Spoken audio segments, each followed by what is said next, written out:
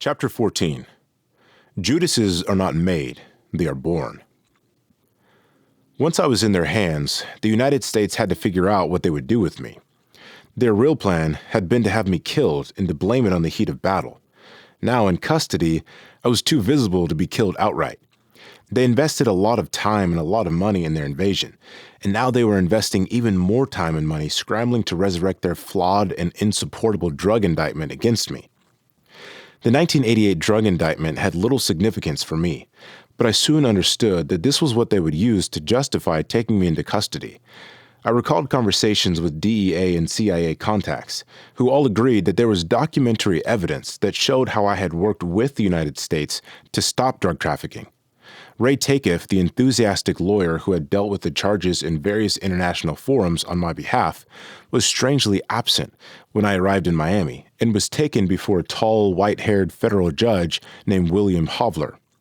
My last contact with Takeif had been when he called me at the Vatican embassy, advising that I surrender, saying he was concerned for my safety. What Takeif neglected to tell me was that he had been working as a paid informant for the U.S. Attorney's Office in Florida for several months. He failed to mention that he had two employers, me and the U.S. government. Suddenly, I found myself in the United States. Isolated, ignorant of the American legal system, I discovered to my surprise that Takeif was no longer my lawyer. In court, I met another of my lawyers, Neil Sonnet, who told me that he was resigning the case, gave me his calling card, and told me he could speak privately by phone. I had no idea what he was talking about and never did call him. That left Frank Rubino, Steve Collin, Jack Fernandez, office manager Cristina Machin. Jack and Cristina were the only members of the team who spoke Spanish, and John May, whom I had never met before. My secretary, Marcela Tasson, had a lawyer too. His name was William Kunstler, and he was representing her on a separate matter. I didn't know who Kunstler was. I didn't know that he dealt with political cases, but it wouldn't have mattered. I found out just recently that Kunstler said he had written a letter offering to be my lawyer for free. I never received that letter. The United States failed to kill me, so it resorted to character assassination instead. Once that was accomplished, producing a guilty verdict was easy. I see the pattern clearly. The United States focuses on the issue of the moment and constructs a fantasy to justify its designs. One day it was me, the next it was Kim Il-sung. An unknown quantity, a communist, say the policymakers. Let's put him in the pantheon of the hiders, along with Saddam Hussein, Muammar Gaddafi, and Fidel Castro. Let's give him an image, the hate-ridden Oriental, or the drug-crazed madman who wants to destroy humanity. That's what U.S. policy is all about, if you can call it policy. It's based on creating answers for the establishment, regardless of whether Republicans or Democrats are in charge. It's the establishment that counts. Once again, I am reminded of Henry Kissinger's refrain, in order to solve a problem, you must first create the problem. In the period covered by the drug indictments against me, 1982 through 1985, the United States knew it was failing in its attempts to impose its will on Nicaragua and El Salvador. The Reagan administration was desperately worried about losing these wars, about Americans being killed. They sought in Panama a more direct solution to their problems. But what could Panama do to help the Americans with their anti-communist ideas in their failed attempts to control insurgencies based on faulty concepts of what Central America was? The Americans panicked. They started thinking about Panama as a possible way out of their problems. If I wouldn't help them fight, then I can help them another way. Panama and I could be the scapegoat. First, the Americans circulated rumors about corruption in the military, about untold millions I supposedly had in secret bank accounts. When nobody listened, they pushed the issue into American newspapers and on American television. It was a classic psychological operations scheme. They did a good job. Soon after the rumors and newspaper stories, Mario Rognoni from the Democratic Revolutionary Party approached me with the idea of appearing on American television to present a more positive image about Panama. By this time, I had no confidence in reporters. I was more afraid of them than I was of my political opponents. But Rognoni persisted, and against my better instincts, I accepted. The reporter was Mike Wallace, a man I now know to be the epitome of sabotage journalism. At the time, I had never heard of him. Wallace and his team set a trap. They had certain questions they told me they were going to ask, and they did. Then, as my aides and I kept asking them to stop the tape, Wallace started asking questions about things I wasn't prepared for. For instance, they had a supposedly secret transcript of my meeting with John Poindexter. Wallace handed me the transcript, which was in English, so I turned it over to Major Moises Cortizo, who was acting as my interpreter, as he had during the meeting with Poindexter. Cortizo answered Wallace's questions. We were naive and we fell into their trap. We were thinking politics and 60 Minutes was thinking ratings. They manipulated the interview and then edited the tape to make me look as bad as they possibly could. What a noble profession. After that, I realized I could not trust news interviews. Any interview I gave was short and on the run, so I could avoid being caught in the same trap twice. I was dealt with in the media based on American prejudices and deceptions, no matter what the truth was.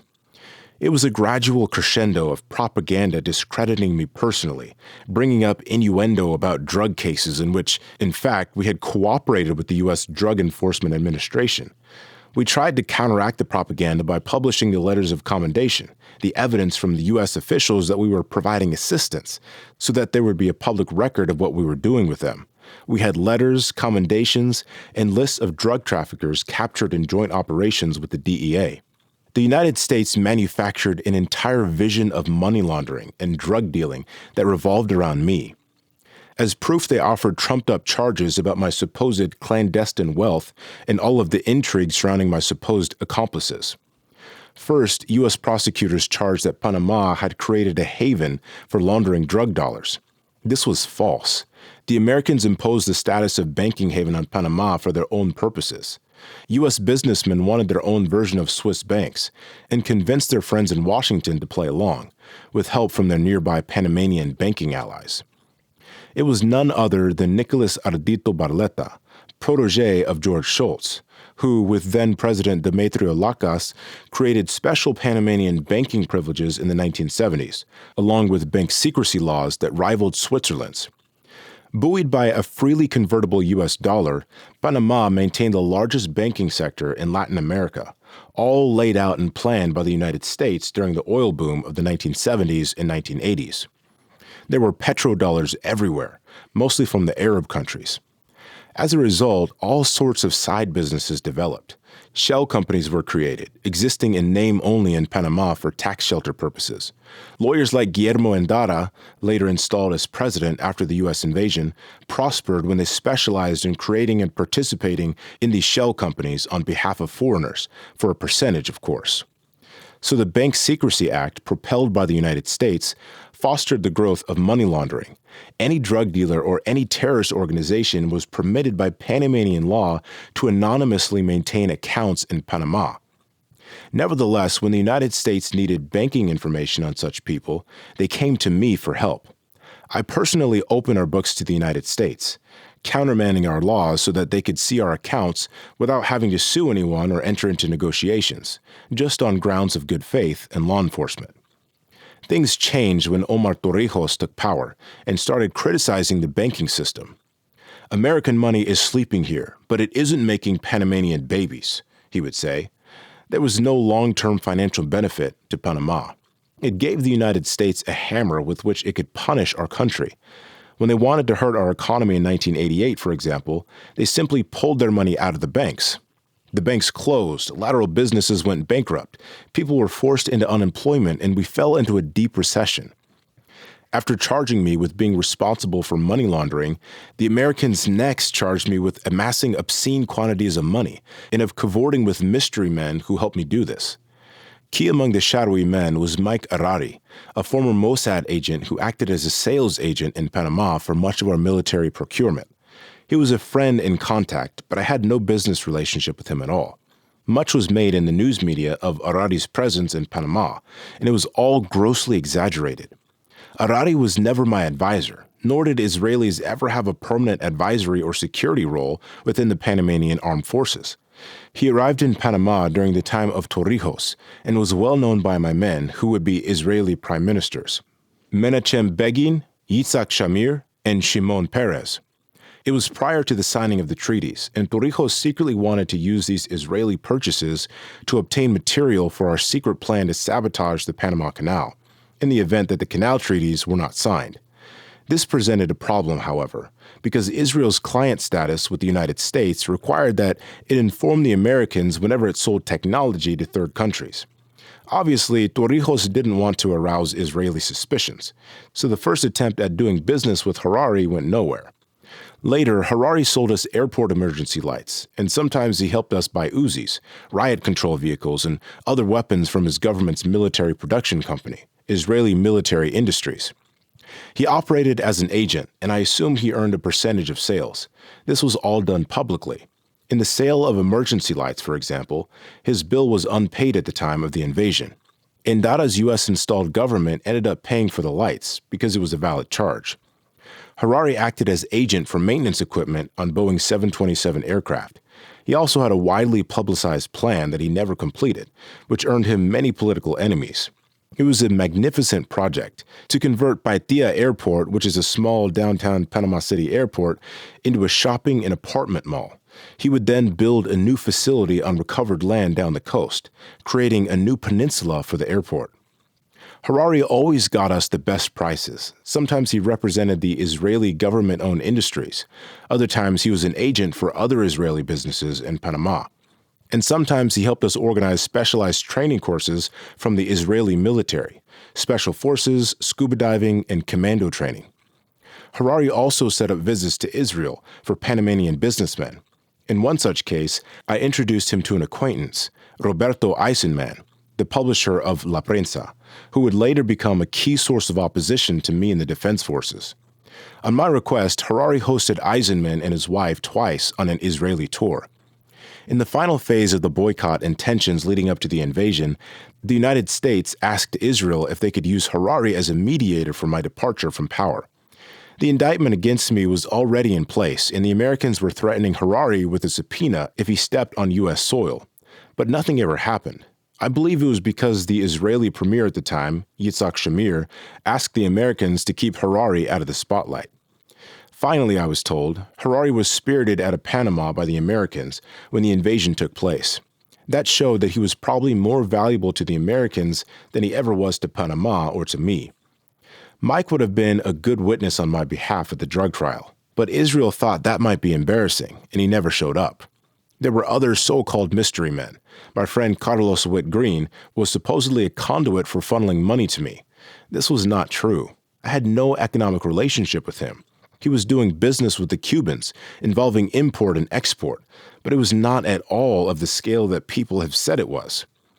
Then there was Jorge Krupnik, a man under the magnifying glass of the international investigative agencies.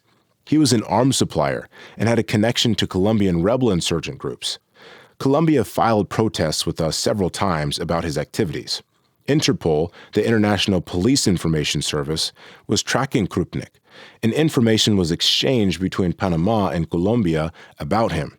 Krupnik was also mentioned by Floyd Carlton, the government's star witness against me, as having been involved with shipping arms to El Salvadoran rebels in the 1980s. To my knowledge, that is untrue. Carlton also said that Krupnik was an Israeli intelligence agent, but I never saw any evidence to that effect, and Krupnik denied this to me. The Americans, however, used the names of Harari, Whitgreen, and Krupnik in connection with my allegedly having amassed great illicit wealth. This was always based on innuendo, and upon investigation, always disproved. A report in the Miami Herald, for example, said that the Americans had no basis for the charges that I had stolen and hidden away millions of dollars. The list of wealth supposedly included vast riches on 4 continents. The ones I remember are a castle in France, an apartment in Brazil, a penthouse in Japan, and a hotel in Orlando. What a feast for the prosecutors. What a wealth of stories for the news media. It ended up being a famine, although the debunking of these illicit wealth stories has never been publicized very much. Investigators went to the apartment they said I owned in Brazil and found that it belonged to Raquel Torrijos, Omar Torrijos' widow, who lives there.